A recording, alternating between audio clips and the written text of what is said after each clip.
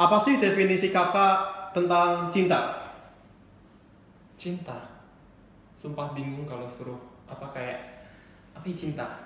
General aja deh. Cinta. Cinta sayang. Itu apa ya? Lebih peduli. Cinta tuh lebih kayak peduli terhadap orang yang kita cintai. Terus lebih apa ya kayak kita menyampingkan ego kita sih. Aku bingung sumpah kalau suruh jelasin cinta. Ya, omong-omong soal percintaan ya kak. Mm-mm. Pastinya kakak kan pernah mempunyai crush atau gebetan. Mm-mm. Nah, bagaimana jika misalnya orang yang kakak taksir mempunyai orientasi seksual sebagai heteroseksual? Aku dulu sempat sukanya tuh mesti sama heteroseksual karena mereka tuh mostly lebih maskulin, ya nggak sih? Dan tapi sekarang aku lebih ini sih, lebih realistis aja sih. Kita nggak bisa suka sama apa hetero ya karena mereka juga nggak mau sama kita kecuali itu datang dari waktu. Kadang orang yang belum, kadang ada hetero yang sebenarnya dia tuh bisa nyaman gitu sama sesama tapi dia belum sadar, mungkin belum come in dan belum realize aja gitu.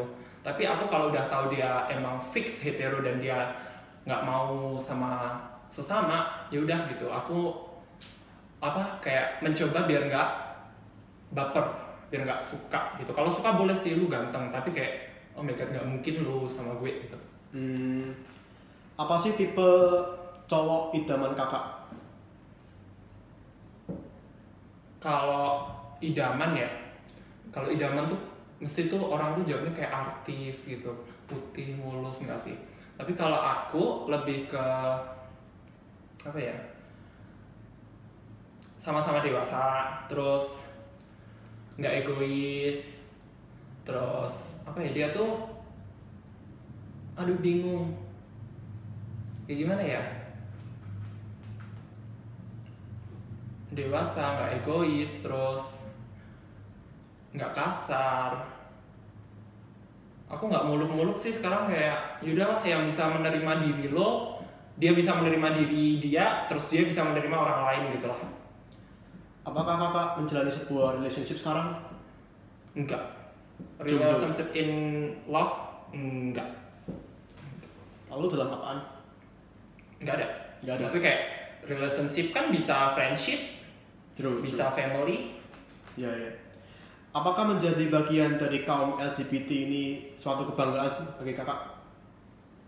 Kalau jadi bagian bangga nggak bangga aku netral ya. Maksudnya apa sih yang mau dibanggain, tapi kalau jadi diri sendiri aku bangga gitu. Kayak aku berbeda dan unik dan kalian harus lihat aku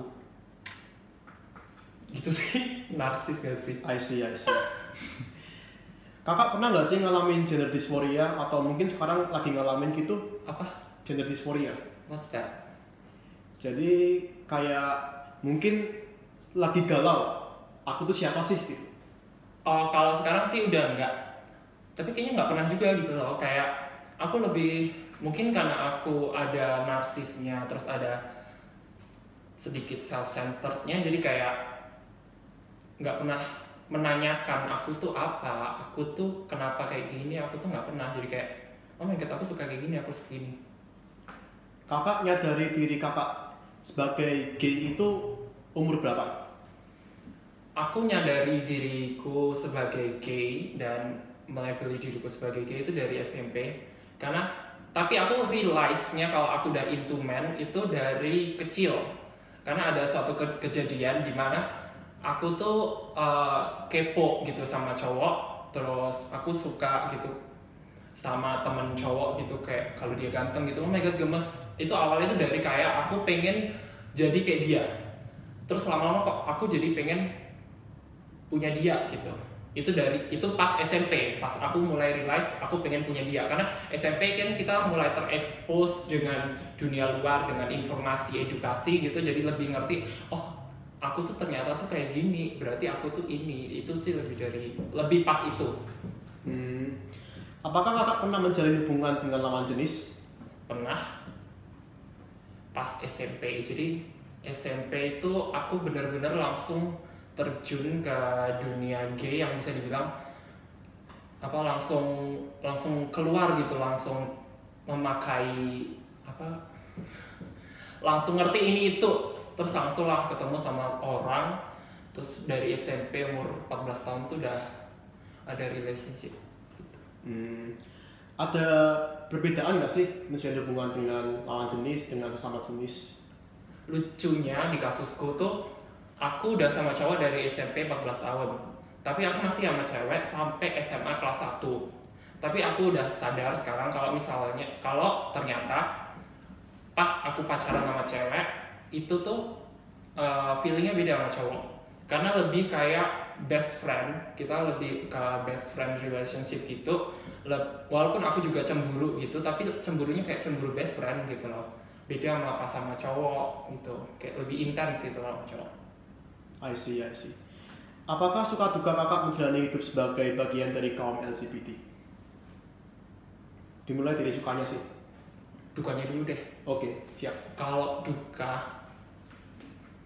itu lebih kayak ya kita hidup di Indonesia, acceptance-nya masih kurang banyak. Tapi aku udah ada di fase aku udah nggak peduli sama orang yang nggak suka sama aku. Aku lebih milih mikirin yang baik-baik aja. Jadi aku nggak begitu mikirin orang kalau nggak suka, ya udah urusan dulu gitu loh. Lu yang apa nggak suka, lu yang beban gitu. Ya udah gue hidup gue gitu. Itu kalau sukanya lebih ke ya gimana? Lebih kayak nyaman gitu, hidup menjadi diri sendiri di duniaku tanpa memedulikan omongan orang lain gitu. Lebih nyaman jadi diri sendiri gitu. Terus yang suka? Ya itu sukanya. Jadi sukanya? Itu kayak jadi diri sendiri lah intinya. I see. Apakah ada perbedaan signifikan antara kondisi mental health kaum LGBT dengan kaum heteroseksual? Kalau aku lihat di mental health-nya sih kayaknya nggak ada. Karena kawanku aja yang hetero tuh ada yang punya penyakit mental. Dan aku yang sebagai homoseksual itu aku merasa bahwa aku di fase yang benar-benar healthy mentalnya, karena aku udah nggak peduli omongan orang, udah kayak ya mungkin aku bisa dibilang toxic positivity gitu, kayak biar aku nggak ngerasain sakit, jadi aku lebih mentingin diri sendiri gitu sih. Jadi kayak nggak ada hubungannya mental health sama orientasi seksual. I see. Lalu apa sih kayak background orang-orang kebanyakan bisa menjadi bagian dari kaum LGBT? Apakah bisa pengaruh dari dalam sendiri atau dari luar? Itu kayak gimana ya? Aku kalau di kasusku ya, aku juga bingung. Aku tuh kayaknya bukan pengaruh dari luar, karena aku dari dulu tuh nggak pernah berteman sama namanya bencong. Aku takut jujur malah sama yang bencong-bencong gitu. Tapi malah ternyata aku jadi bencong. Jadi aku nggak ada pengaruh dari luar, malah lebih dari diriku sendiri gitu, nyamannya kayak gimana. Tapi ada orang juga yang menjadi dirinya, tapi karena pengaruh orang itu juga ada. Tapi kalau di kasusku, aku tuh ya karena aku nyamannya di mana gitu. Bisa nggak sih kalau misalnya orangnya nih heteroseksual ya, tapi bisa gara-gara lingkungannya dia mayoritas tuh sebagai LGBT, apakah dia bisa kepengaruh gitu? Kalau menurut aku people change ya, orang tuh bisa berubah. Tapi itu bukan karena influence, itu lebih karena emang dirinya nyamannya sama siapa. Lebih ke apa ya, udah ada bibit lah dari dulu gitu. Kalau lu tuh bisa homo gitu, bukan karena influence dari orang. Mungkin itu lebih kayak dapat pupuk lah, jadilah pohon homo. Tapi lu udah ada bibitnya gitu, jangan salahin lingkungan, karena nyatanya gue juga bukan dari lingkungan. Oh gitu ya kak. Bagaimana lingkungan kakak dan terutama keluarga kakak merespon keadaan kakak yang sekarang ini? Dari keluarga dulu yang paling kecil. Ya. Kalau keluarga itu dari aku kecil tuh udah tahu aku tuh banyak omong, aku suka dandan, aku kemayu. Jadi kayak dari kecil tuh aku udah kayak cewek, udah kemayu, udah kalau gambarnya udah bencong gitu. Tapi kalau mereka tahu aku suka cowok, itu nggak semuanya tahu. Mungkin kalau yang seumuran aku udah pada tahu, sepupu-sepupu, dan mereka biasa aja. Kalau dari keluarga inti sih kebetulan udah tahu semua karena ya itu. Terus kalau keluarga besar ya, aku tuh bisa dibilang kayak golden child gitu. Aku tuh disayang sama keluarga besar juga. Jadi mereka tuh walaupun aku bencong pun mereka nggak pernah kayak ngapain sih kamu banyak ini. Tapi mereka kalau ketemu aku malah lebih kayak oh my god cantik. Oh shit, itu di-cut. Lanjut. Ya, ya. Oh my god, kamu kalau di keluarga besar tuh lebih kayak oh my god, kamu cantik, alisnya pakai apa, kamu dandannya pakai apa, oh my god, fashionmu bagus, lebih kayak gitu. Jadi kayak aku ada support dari keluarga besar juga karena emang aku bisa dibilang golden child gitu, jadi disayang sama keluarga besar. Gitu ya. Lalu menurut kakak bagaimana sih gambaran keluarga ideal? Keluarga ideal tuh lebih ke saling mengerti, jangan egois, terbuka akan segala kemungkinan yang akan terjadi di masa depan gitu. Karena orang itu tuh anak misalnya, bayangin aja, anak itu nggak mungkin sama kayak lu, sama kayak orang tua. Jadi kayak kita tuh harus siap dengan akan menjadi apa anak lu di masa depan gitu loh. Kayak kita tuh sebagai manusia tuh hidupnya tuh beda-beda. Kayak ya gitu deh, bingung. Apa aja sih julukan yang mungkin terkesan ofensif atau menyinggung bagi kaum LGBT? Itu ini nggak sih subjektif karena di aku sendiri aku mau kau bilang apapun tuh selama itu bukan maksudnya menghina itu aku oke aja, apalagi kayak bencong it's okay. Aku lebih nggak suka waria sih. Waria tuh kayak pekerjaan karena aku nggak kerja sebagai waria ya udah berarti aku bukan waria. Tapi ada juga kaum yang lain itu nggak suka dibilang bencong mungkin karena ya tiap orang berbeda-beda lah. Kalau aku sendiri aku bilang apa aja nggak apa-apa, mas mbak it's okay. Emang ada bedanya ya kayak bencong dengan gay? Kalau gay itu lebih ke orientasi seksualnya mereka homoseksual, pencinta sesama. Kalau bencong itu lebih ke orientasi, bukan orientasinya malah, lebih ke kehidupannya. Social life-nya dia tuh kayak wanita, menyerupai wanita. Ada juga yang bencong tapi dia straight. Jadi beda sih karena aku emang menyerupai wanita. Jadi aku dipanggil bencong gak apa-apa. Apakah kakak terlibat dalam suatu komunitas kaum LGBT dan bagaimana perkembangan perkumpulan kaum LGBT tersebut? Kalau boleh jujur, aku tipenya lebih ke eksklusif gitu. Kayak aku nggak mau join sama nggak mau bikin circle komunitas yang terlalu luas karena setiap orang beda-beda. Ada juga yang kaum LGBT yang mereka sampai sekarang belum bisa accept diri mereka sendiri. Dan kalau di aku melihat mereka aku nggak nyaman karena ya gimana ya, itu tuh beban di diri mereka. Ya mereka belum ada di fase yang untuk sampai mencintai diri mereka. Tapi itu aku jadi jahat sih itu jatuhnya. Kayak ya aku lebih suka nyari teman yang benar-benar aku suka, dia suka. Jadi aku nggak mau memaksakan karena aku berbeda, aku mau join grup ini, enggak. Gitu. Lebih pengen melalang buana sendiri. Apakah menurut kakak hal yang disebut dengan gaydar itu nyata atau sebuah miskonsepsi saja? Itu rada bingung sih, gaydar itu nyata apa enggak. Karena gaydar tuh lebih ke kita melihat covernya aja nggak sih? Karena cara bicara, cara dia berpakaian, cara dia berdandan, cara dia berjalan itu lebih ke covernya.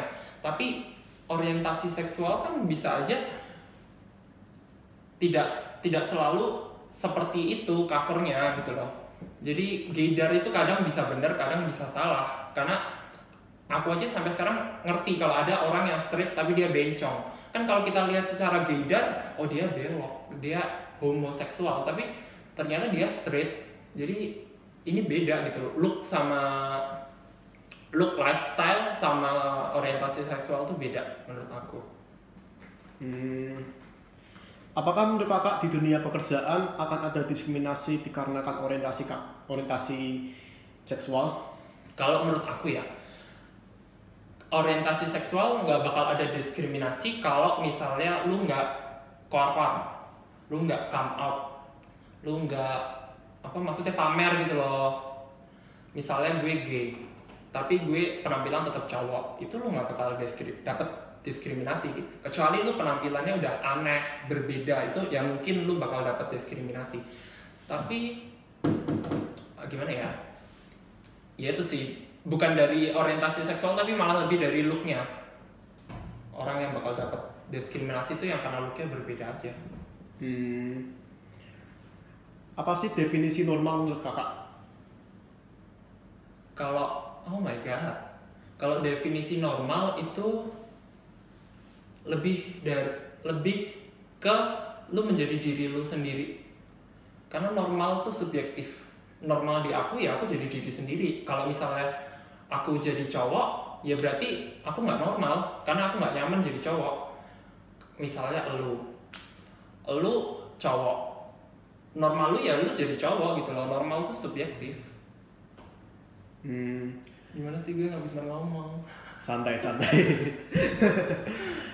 Apa sih tips kakak untuk orang-orang supaya mencintai dirinya sendiri? Tips untuk self love. Narsis, terus ada enggak sih, itu salah. Sebenarnya narsis itu kadang annoyed gitu loh bagi orang-orang di sekitar kita. Tapi kalau di kasus diri aku, karena aku narsis, aku jadi mencintai diriku gitu loh. Menerimalah diri lu seperti apa. Jangan peduli omongan orang. Kamu nyamannya gimana, lakukan itu. Yang penting jangan merugikan orang lain. Aku punya prinsip hidup, janganlah kamu merugikan orang lain, tetapi tetap menjadi diri lu sendiri. Karena itu hidup lu, ya udah jalanin aja, nggak usah peduli omongan orang. Gitu ya. Ya, saya rasa cukup ya kak. Ada banyak banget informasi yang kakak bagikan untuk kami dan makasih atas keterbukaan kakak kepada kami. Makasih banyak.